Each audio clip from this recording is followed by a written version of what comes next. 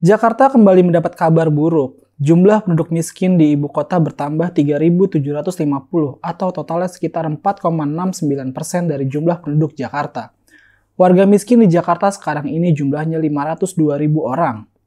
Tingkat ketimpangan di Jakarta juga naik jika dibandingkan tahun sebelumnya. Itu artinya, jurang antara si miskin dan si kaya makin melebar. Ini masuk akal, karena si kaya memiliki tabungan, sementara si miskin tambah sengsara karena pandemi. Memang, COVID-19 menjadi salah satu sebab utama dari bertambahnya penduduk miskin di Jakarta. Namun alasan ini belum tentu bisa diterima. Ketika melihat jumlah penduduk miskin nasional justru menurun, tingkat ketimpangan nasional trennya juga ikut menurun. Hal itu menunjukkan ada masalah dengan Jakarta.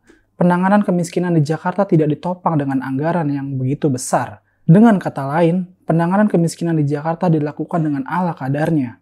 Mestinya, saat pandemi pemerintah Jakarta fokus pada pengamanan kelompok miskin dan pemulihan ekonomi. Ada apa dengan Jakarta? Kondisi kemiskinan nasional memang belum membaik seperti masa sebelum pandemi. Tapi tren menunjukkan jumlah penduduk miskin terus menurun. Itu artinya, program yang dilakukan pemerintah pusat bekerja dengan baik. Tingkat inflasi nasional juga terjaga dengan baik, meskipun memang ada sedikit kenaikan. Namun kondisi itu tidak berlaku untuk Jakarta. Dengan APBD yang sangat besar, mestinya Anies Baswedan bisa berbuat banyak untuk mengentaskan kemiskinan di Jakarta. Anehnya, program kerja yang dibuat Anies justru menjauh dari tujuan itu. Anies mengaburkan uang untuk kegiatan yang tidak perlu seperti balapan Formula E. Sebulan sebelumnya, Serikat Perjuangan Rakyat Indonesia atau SPRI menggeruduk Balai Kota DKI Jakarta.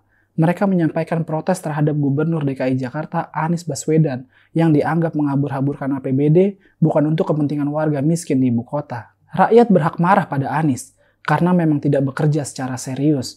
Jakarta sebenarnya tidak bisa dibandingkan dengan daerah lain. APBD-nya sangat besar.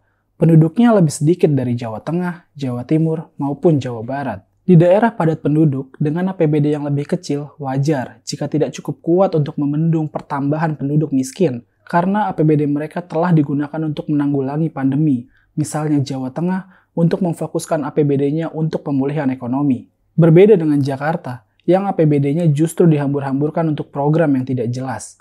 Selain Formula E, yang uangnya menguap tanpa guna, ada juga program rumah DP 0% yang dimakan oleh hantu. Belum lagi ongkos banjir dan macet juga bertambah, karena itu tidak ditangani dengan serius. Anies harus dipaksa oleh pengadilan untuk menggeruk kali, padahal itu pekerjaan yang harus dilakukan 4 tahun lalu. Lebih hancur lagi ketika melihat program sumur resapan yang justru hanya bisa meresapkan anggaran.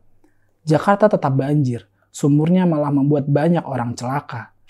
Kabar buruk ini masih akan berlanjut di sisa jabatan Anies Baswedan yang masih ada beberapa bulan lagi. Sayangnya, di akhir masa jabatan yang tidak lama lagi itu, Anies malah melakukan akrobat politik demi pencapresan di tahun 2024. Misalnya, mengganti nama jalan dan mau mensyariatkan angkot.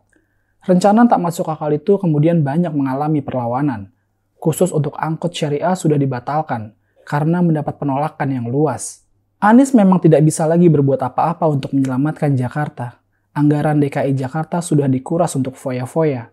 Kemiskinan di Jakarta akan terus meningkat sampai muncul anggaran berikutnya.